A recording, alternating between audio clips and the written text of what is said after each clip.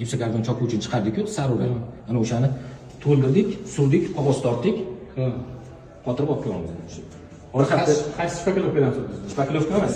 Gipsokarbonni chopuvchini chiqarganimiz bor-ku. Mana qizil. Buni katta qopida. Bu hozir nimasida? Xudo xolasa.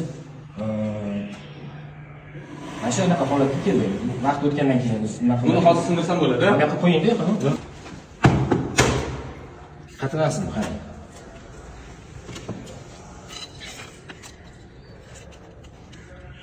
Shu qotib baqbat bo'lib ketibdi-ku, ha. Mana ham bu, qarang, mana bu stenovoy. Bunimizni qarani bu nimasi? Mana bunda bosib sindirib boqing, Niyoz aka. O'zingiz. Yo, mana bu tarafdan sinib ketdi. Yo'q, mana shuni sindiraylik. Chokkadan sinmayapti. Chokka.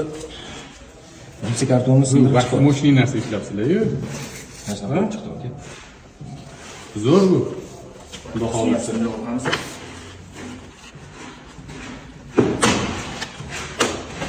Gipsokarbon sinib ketyapti-da. Zo'r. Mana. Gipsokarbonni sindirib chiqyapti-da. Mana shu chokka mana bu yerda qolib ketdi-ku, buni. Hozir mana chok bu yoqda qoldi, 45 gradusli chok bu yoqda qoldi-da. Zo'r bo'pti lekin.